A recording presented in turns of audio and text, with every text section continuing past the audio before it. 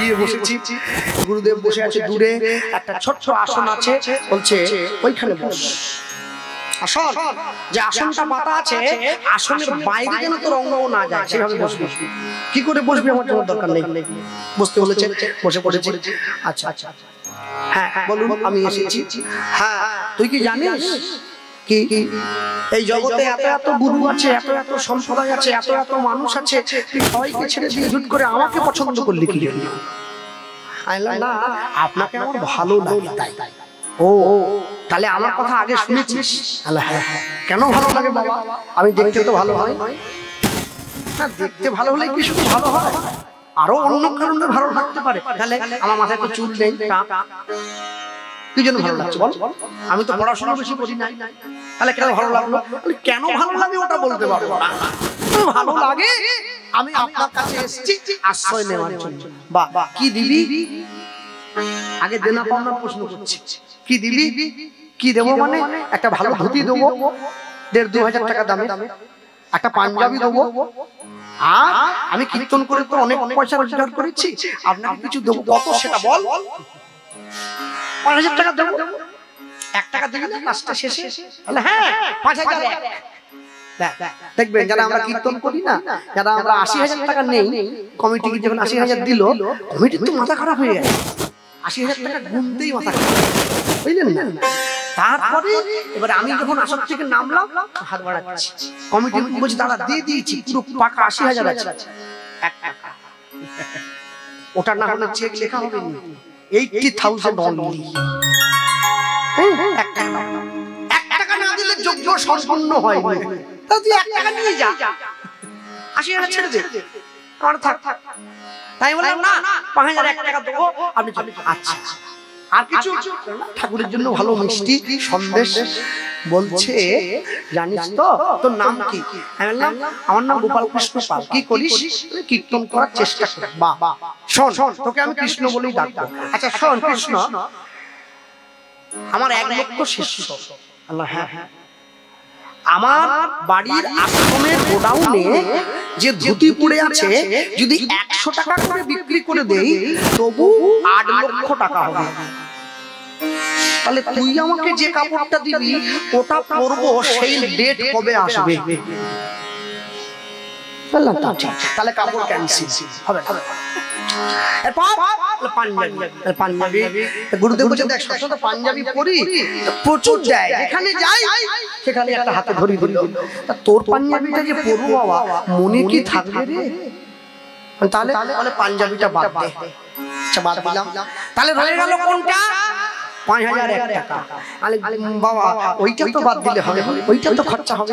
বলছে দেখ সকাল হলেই মানুষের পুজোর জন্য ফল নিয়ে আসছে, কেউ সবজি নিয়ে আসছে, কেউ তেল নিয়ে আসছে, কেউ ডাল নিয়ে আসছে, মঠের সেবা যখন চলে যাচ্ছে তাহলে টাকা দিয়ে দিও, ওইটাও বাদ দে। তাহলে কি নেবেন? ১ টাকা শুধু ১ টাকা। অবাক হয়ে গেছি, তার আশ্রমে দীক্ষা নেওয়ার পরে ১০ দিন ছিলাম বলদেব মন্দিরে। যেদিন আমি বাড়ি আসছি আমার জন্য গুরুদেব কাঁদছে, শিষ্য আমার জন্য গুরুদেবের চোখে চলে যাচ্ছে, কবে আসবি? লোকে তো তাড়ানোর জন্য ব্যস্ত হয়ে থাকে, শুধু অন্ন ধ্বংস করছে, আপনি তো পয়সা দিচ্ছেন না। তো আমরা ৮-১০ জন গিয়েছিলাম, ১০ টাকা করে হাতে দিয়ে প্রণাম করেছি। এরপরে আমাকে বলছে এরপরে যদি ৮ জনে মিলে ৮০ টাকা হয় আর কি, বলছে এরপরে যদি আর ১ টাকাও কেউ দেয় তাহলে সব টাকা ফেরত দেবো, নেব না। দেখছিস না হাত ভর্তি হয়ে গেছে। আর কত চাই? একটা মানুষের চলতে গেলে। আমি বললাম বাবা তাহলে আসি, শোন আসল জিনিসটাই তো দিয়ে গেলি না, কি দেবো বাবা? বলছে জীবনে যত কষ্ট পাবি, দুঃখ পাবি, আমায় দিয়ে দিবি। নিতাই গৌর প্রেমানন্দে হরি বল হরি বল। জীবনের যত ব্যথা আমায় দিবি, আমার কাছ থেকে সুখটা নিয়ে নিবি। আর যখন আমার দেওয়া বীজটা জপ করতে বসবি, আমার মুখটা যেন তোর কাছে ভেসে ওঠে। তাহলে জানবি আমি যখন মালা নিয়ে জপ করতে বসবো, তোর মুখটাও আমার কাছে ভেসে উঠবে। আর একবার যদি তোর মুখটা আমার কাছে ভেসে ওঠে না, তোকে আর ভজন করতে হবে না, আমার সঙ্গে সঙ্গে তুইও গোবিন্দ চরণে পৌঁছে যাবি। তাই বৈষ্ণব মহাজন সবার শেষে গিয়ে লিখছেন, গৌরাঙ্গ বলি না গেলাম বলিয়া, গৌরাঙ্গ বলিয়া না গেলাম গলিয়া। আমাদের জন্য নাম গাইছে স্বয়ং ভগবান, কলিকালের মাটিতে সিংহাসন নিয়ে হাতে ধরছে, পায়ে পড়ছে আমাদের জন্য। গৌরাঙ্গ বলিয়া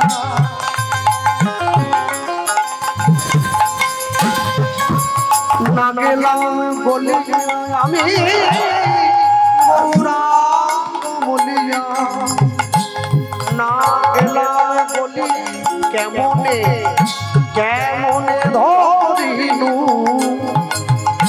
কেমনে ধরিনু দে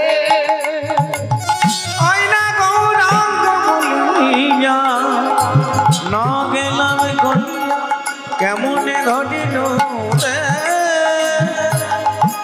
বাসু ঘোষ হিয়া পাষাণ দিয়া, বিধি কেমনে গড়িয়াছে, বাসু ঘোষ গিয়া পাশানে বাঁধিয়া, কেমনে গড়িয়াছে বলি আমার ভাগ্যে হলো না, আমার ভাগ্যে হলো না গো। এমন পতিত পাবন অবতারে, আমার ভাগ্যে হলো না গো। ওগো আমি পতিত রইলাম পড়ে, পতিত পাবন অবতারে, আমি পতিত রইলাম পড়ে, পতিত পাবন অবতারে। তোমার নাম নেওয়ার মোর সময় হলো না, পতিত পাবন অবতারে। প্রভু মায়ার সংসারে ডুবে রইলাম, পতিত পাবন অবতারে। ভূতের শ্রাদ্ধ ভরে গেলাম, পতিত পাবন অবতারে। বলে কেউ তব আসে রইল না গো, পতিত পাবন অবতারে। পাশে রইল পতিত পাবন অবতারে। আমার ভাগ্যে হলো না গো। বাসু ঘোষ গিয়া পাশান দিয়া, কেমনে গড়িয়াছে বাসু ঘোষ গিয়া পাশান দিয়া। পরিবেশ অতীব সুন্দর, কীর্তনের এই পরিবেশই হচ্ছে উপযুক্ত পরিবেশ কীর্তনের জন্য। সব জিনিসের একটা পরিবেশ থাকে, তো এই যে পরিবেশ, এই হচ্ছে কীর্তনের পরিবেশ। কেন? যেখানে পাশের লোকের সঙ্গে কেউ কথা বলছে না, কেউ খৈনি খায় না, কেউ বিড়ি খায় না, কেউ মোবাইল টেপে না, এক মনে তার কথা থেকে ধ্যান রেখেছে, তবেই তো কথা বলে সুখ পাওয়া যায়, না হলে পাওয়া যাবে না। তো আমি আপনাদের প্রথম এসেছি, আগে আসি নাই এদিকে,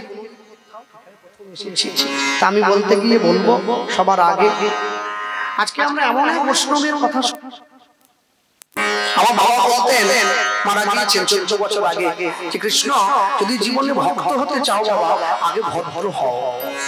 তাই বললেন, বাবা ভদ্র হতে গেলে কি করতে হবে? বলছে ভদ্র হতে গেলে কি করতে হবে জানো? বলে যে মানুষ রেগে যাওয়ার শত কারণ থাকা সত্ত্বেও তার মনে কোনো ক্রোধ জন্ম নেয় না, জানবে সেই হচ্ছে ভদ্র লোক। আর তুমি যেদিনকে রাগকে জয় করতে পারবে, ক্রোধ এসো, কাম এসো, রজগুণ সমুদ্ভব হবে।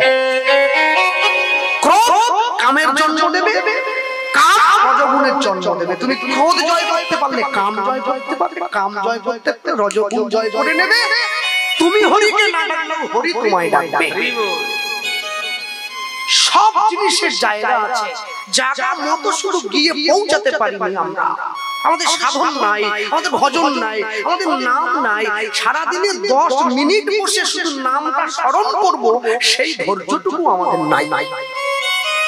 মনে রাখবেন, আজকে আমরা একটা শুনবো, দেখবেন যখন কীর্তন হয় একদম শেষে যখন নাম সংকীর্তনের পূরণ হয়, মানুষ বলে একটা পদ গায়, হরি হরি নম কৃষ্ণ যাদবায় নমো যাদবায় মাধবায় কেশবায় নমো গোপাল গোবিন্দ রাম শ্রীমধুসূদন গিরিধারী গোপীনাথ মদন মোহন।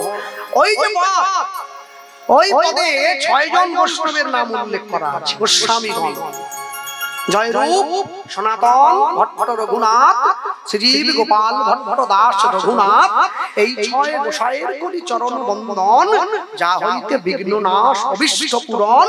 এই 6 গোসাই যবে ব্রজে কইলেন বাস, ব্রজে রাধা কৃষ্ণের নিত্য লীলা ভুবনে প্রকাশ। নিতাই গৌর প্রেমানন্দে হরি বল হরি বল। সবাই জানে এই 6 গোস্বামীর কথা। হ্যাঁ শুনুন ভক্তমণ্ডলী মায়ের, আস্তে আমি ছোটখাটো সরকারি চাকরি করতাম, ছেড়ে দিয়ে কীর্তন করছি, এটা কোনো বড় ব্যাপার নয়। কেন? কীর্তনের রোজগার বেশি, চাকরির রোজগার কম। কিন্তু যদি আমাকে কেউ বলতো তোমাকে একটা বাংলার যে কোনো মন্ত্রিত্ব পদে বসানো হবে, অর্থমন্ত্রী হোক প্রতিমন্ত্রী হোক, তুমি মন্ত্রিত্ব ছেড়ে দিয়ে নামের ঝোলা কাঁধে নাও, আমি কিন্তু ছাড়বো না। কেন? ওখানে তো সব দিক দিয়ে টাকা আসবে, ডান দিক বাম দিক সামনে পেছনে ওপরে নিচে, ছাড়া যাবে না। কি করে ছাড়বো? যে মদ খায় তার নেশা কেটে যায়, কিন্তু মদ যাকে খায় তার নেশা কাটবে না। যে সংসার করে সে বেরোতে পারে, সংসার যার মধ্যে ঢুকে পড়ে সে বেরোতে পারবে না।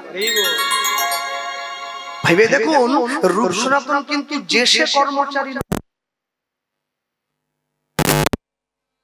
মন্ত্রিত্ব ছেড়ে দিয়ে সর্বত্যাগী বৈষ্ণব হয়েছে। সেই ত্যাগ করেছে বলেই তো নরোত্তম দাস ঠাকুর প্রণাম করছে, তোমাদেরকে প্রণাম করি। এই